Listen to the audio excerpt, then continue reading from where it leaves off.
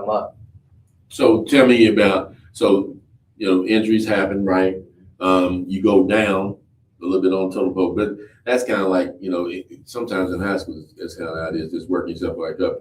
I know some of your coaches did that as well, just not inserting you back in there, making you work, and I think that's where you gain that at, right? Sure. For it. So tell me a little bit about as far as defense. Tell me how much focus is on defense in the college level. That's one of the main things. If you can't defend it, you're not going to get on the court. You don't want to get embarrassed. So, you got to pick up full. You got to dive for. But I never played. Mm-hmm. No, for sure. But I never played it. Mm-hmm. So you got to. That's just something you got to do. Is effort. It's effort and a mindset. If you're not a defender, what you going to do to get on the court? If you're a scorer and you already got 4 or 5 scores and you sitting on the bench, you're going to figure out something to get on the court. So you're going to either be a rebounder, you're going to defend, you're going to be the hustle guy, you got the glue guy. So it just depends if you want to sit on that bench or not. That bench will teach you a lot how to get on the court.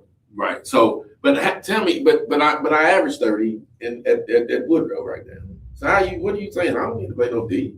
So in college, everybody can play, and then in college, the game slows down. You got sets. Some coaches, they got a system. You got to run. You got to pass 4 or 5 times before you score. You just can't come down and shoot a pull-up 3 off the break. You got to be able to play within a system. You got to be disciplined, structure.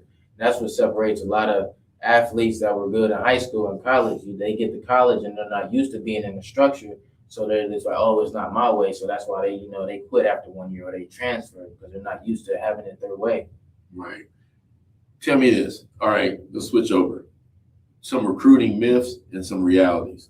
Tell me a little bit about that. Do college coaches really watch social media? Absolutely, for sure, 100%. They watch your social media. They watch your friends' social media. They watch your family's social media. So they just trying to get the whole rundown about you. Because they're investing in you. They don't want to bring someone in their program that they're spending, scholarship money, NIL money on. So they just want to have the whole outlook. So they look at everything. Tell me a little bit some myths that you, from your past or policy, that really are, that hurt people, athletes the most. So I would just say, even if it's a school that's recruiting you and you don't want to go to that school, still show them the same respect because you don't know where that school knows, they might just be recruiting you, to give you opportunity. Then now this school sees, oh, they offered you, let me see what he's talking about. Then, and college coaches talk. So you don't want to have a bad reputation or I'm bigger than him, blase. And I'm glad you said, I'm glad you're here today because, and I appreciate you for being, I really do. Because you know what, I do believe that, I believe people have agendas. I do believe that. I'm sorry, I just believe they do. We know this from the ground up as far as people coaching teams. Just saying, sometimes their kids only want to shine. Well, he ain't even that good. But it gets even bigger, higher stakes, the higher we go, right? So having someone like Blue Chips, having someone like yourself, Isaiah Francis coming in, definitely to places like this, we need to know that, right? Let's get it right. I don't know I've been, the AAU, but I don't know the ins and outs of that stuff like that. You know what I mean? So it's good to have you here because I do believe that some people don't have your best. I hate this, and I'm not saying college coaches by any means, but I'm saying definitely when we get some of these organizations at AAU, they don't have their best foot forward. No, for sure. They got theirs, and they got their who they got, and things they got conversations and stuff like that. You can cut between that, right or wrong. Right. You can cut between. You can take some of that. I'm doing good at AAU, right, and turn it into something real nice, right, and that's the thing. So tell me how you all stay connected as far as with the AAU, not with the team, but definitely with the player and getting some of those highlights and things like that. So I would just say with AAU, that's whenever all the college coaches in the world, they're going to these AAU tournaments to recruit. So they're coming to monitor you. So if you play good, in AAU, they might offer you on the spot, or you play good at AAU, they're like, okay, I'm gonna write his name down. Now I'm gonna come watch him in the season, see how he plays in AAU. I'm gonna play in the high school season. So it's really just like a tryout and an audition. You're promoting yourself. So if I say, let's say I got Don, you with me. We're up in Ohio, right? In some Ohio Wesleyan, how's that or whatever, make to mention. I got you in tow, Blue Chips. I'll let you know that. You can continue that. Absolutely. So that's kind of connect that bridge. So I would just say, for example, so just say you guys were in Ohio, Ohio Wesleyan reached out to you. So I would just encourage you to like follow them on their social media, text the coach, email the coach, be like, coach, thank you for coming to watch me play, just showing that you're interested, know, because that little things like that, separates you from the other athletes, so just following them back, reaching out to them, showing that you're interested, apply for the school, showing that you're serious about coming in. See, it's weird you said, because I wouldn't even think, for sure. In business I would, but I wouldn't think to do it in, in the realm of recruiting or anything like that.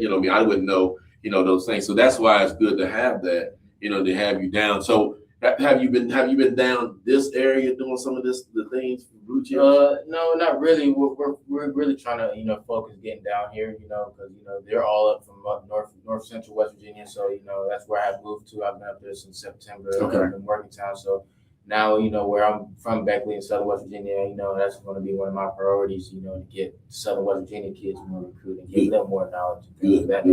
Good. Tell me, before we move on, so that's going to be your focus a lot too. Sure. Is it how's it doing up there? And what I know apparently doing, because even though I didn't know Blue Chips, but I know a lot of kids from Fairmont get a lot, Morgantown get a lot, and other than the fact of them being in that area. There's got to be some other extensions. For sure. So we got athletes, that we mentor, from Ohio, from Kentucky. So we're branching out. We got kids I got a kid from New York. I got a kid from Washington, California, who called and text me, that I help, reach out to schools for them, tell them what to do, reach out to these schools for them. So it's really just the power of the social media and the networking. Right.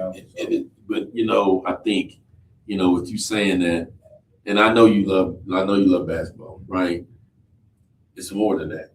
Absolutely. Because of you just saying these now they trusted in New York, these different places, and trusting in you to kind of, and not only that, like you said, for the confidence, and like you said, the ups and downs, right? I think a lot of it is that, and I'm not a college athlete. I don't play because I didn't play, so I would want her to definitely get with someone, right?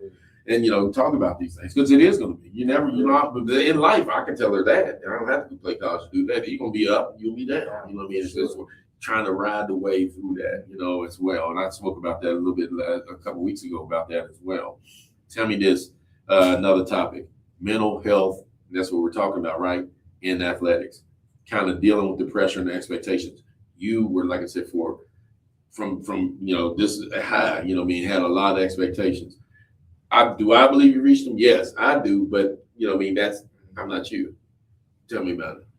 So expectation, it take a big toll on you. I'm not gonna lie. Definitely when you've been in the spotlight ever since a kid, you can't do certain things that other kids do because of your name holds so much weight. From adults to kids, they recognize you, so you can't go to certain places, you can't do certain things. So you just gotta hold yourself accountable. So I would just say, just focus on yourself, focus on bettering yourself, having a strong mental state, I would just say encourage, to stay down, with the Lord, staying faithful, pray, read books, keep your mind healthy, just things of that nature to keep your mind strong and your spirit strong. Yeah, this is like outside of sports, but what are you most proud of, like outside of sports? Most proud of outside of sports, I would say God blessed me with 2 kids, my son and my daughter, because kids, they change your mindset and they bring you joy. So I'm just super thankful for them because they changed my life. They made me look at life different. I'm not thinking for myself now. I'm thinking for my 2 kids. So anything I do, I got to think, oh, I got 2 kids. Is it going to be the right decision for them? How is it going to make them look? How is it going to make me look? So just like my mom always tell me, you're not the only one with the last name Francis, so if I do something, it's going to influence the whole family. So I would just say that. 100%. Going back to college, Isaiah, then balancing sports, school, and your personal life. I'm just saying, as far as for that collegiate person needing the athlete needing that. Tell me a little bit about that balance. So you definitely have to balance it, but you also have to invest in each 3 of those features. You gotta invest in your personal life a little bit. You gotta invest in your family. You gotta make sure you spend time with them. Talk to them on the phone. Have them speak life into you. And then the books part, the academic part. You gotta go to the library. You got to get your homework on time. You know, go talk to your professors and your teachers. You know, the athletic part. You know, you gotta be able to talk. You gotta talk to your coach. You know, go ask him what is it something I could work on. You know, sometimes you don't want to, but you gotta play the game. What can I work on? What am I doing wrong that I can do better? You know, Stay there real quick. Stay there real quick for me. Tell me about what you just said, because you said a lot of when you said I was hurt. Now I'm back down on the depth chart. I'm gonna feel kind of certain kind of way. But now I got to go talk to the person that put me down on the depth chart no, again. for sure. How we do? How we?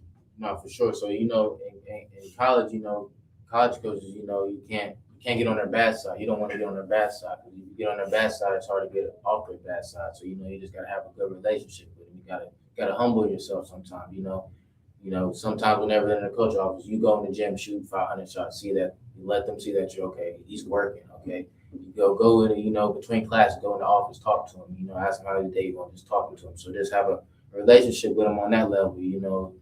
And in practice, you know, dive on the loose ball, you know, you practice hard, you know, talk on defense, you know, just be active, be, you know, proactive and just things of that nature. So just really just playing the part so they can see that you're okay, he's invested, he's different.